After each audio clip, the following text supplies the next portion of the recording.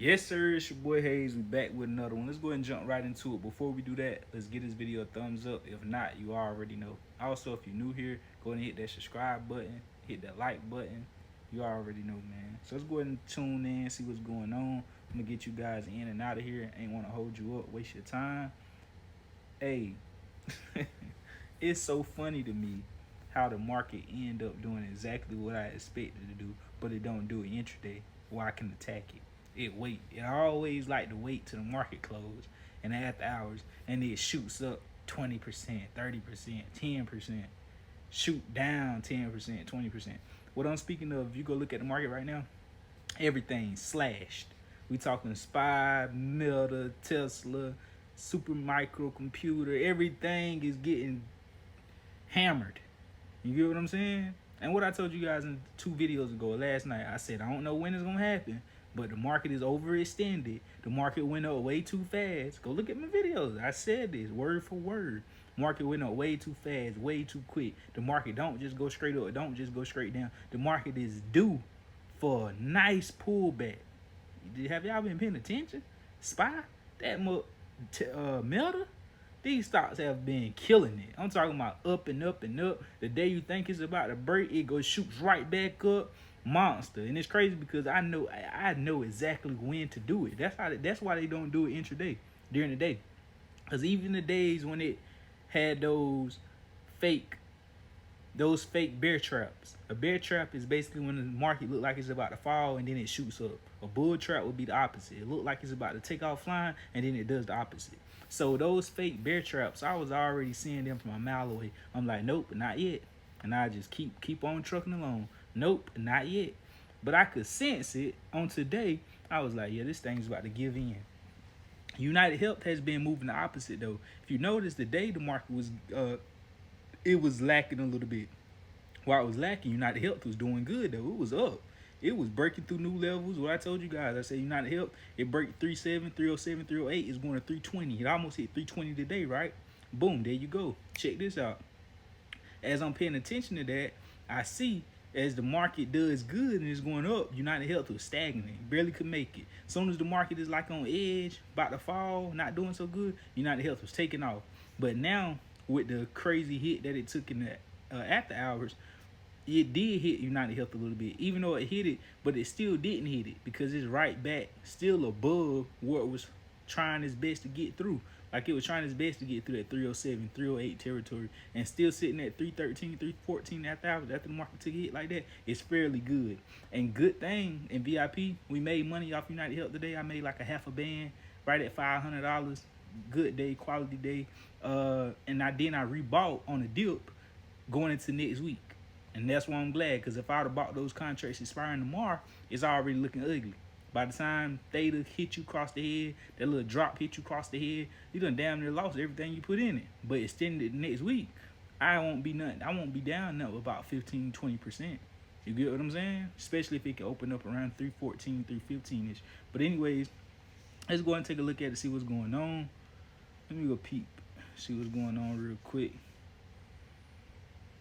Everything's down. So tomorrow, I'm definitely ready to print this money though. I do believe this is a start of that pullback, but you got to be careful in this weird market because even though it pulled back like this, tomorrow it could go shoot right back green. That's how weird this market is. But if I was to give my opinion, which opinions don't matter, be careful just taking this and running with it because I could say this and then tomorrow I go the opposite because I'm more focused on what the market is doing in real time and not what my opinion is. My opinion is though that it's ready to pull back like I already said, and it's about to go even lower from here.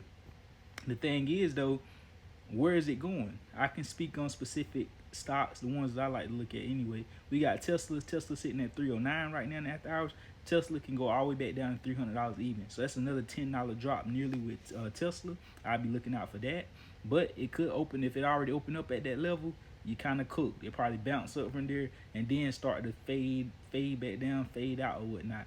So I kind of wanted the market to stay right here and don't drop no more. I really wanted to see it to go up some. So then I could get in for a better position on puts as it dropped back down, if you get what I'm saying. I don't like for it to already be low to its lowest point. I like to catch it back on the run up, so that way when I get it on the run up, my money just adds up way better. Sell Tesla at 308. and I can catch it run back to 312, 313, and then buy puts. Now I got all that room for it to go back to 308, and plus to get 308 to drop to 300. Make sense? That's what I mean by that. You don't want to buy at the bottom, you don't want to buy at the top. Whenever you buying puts, or the opposite, you want to buy, you know what I'm saying, at the best possible point that you can buy it, to make sure you got room to make your money. So anyways, yeah, Tesla, I can see it coming down to $300 from where it currently at. That's another $9 drop. At 300, we probably see a bounce, and from there, that's going to be a major factor whether the market is about to go back bearish or it's about to return and start trending back up again. Because just as quick as it go up, you see how fast it can lose. As well as Coinbase. I like the way Coinbase is looking on this dip as well. You got Bitcoin. Bitcoin even dropped $5,000. You got Meta down to 678. Meta is looking good, looking real good. It haven't dropped as much as it should have dropped. So going to tomorrow, if we continue this downward trend, I want to see Meta come around $666. If that don't hold, we're going to 660, and worst case scenario 647. That's if it just want to, you know, have a crazy drop in a single day. But coming down to 660 will be even good. That's another $18-$20 drop from where it currently is. So SPY, it could come down to around 585. If 585 don't hold, coming down to 580ish. Also Carvana, I see Carvana with a lot of downside to it.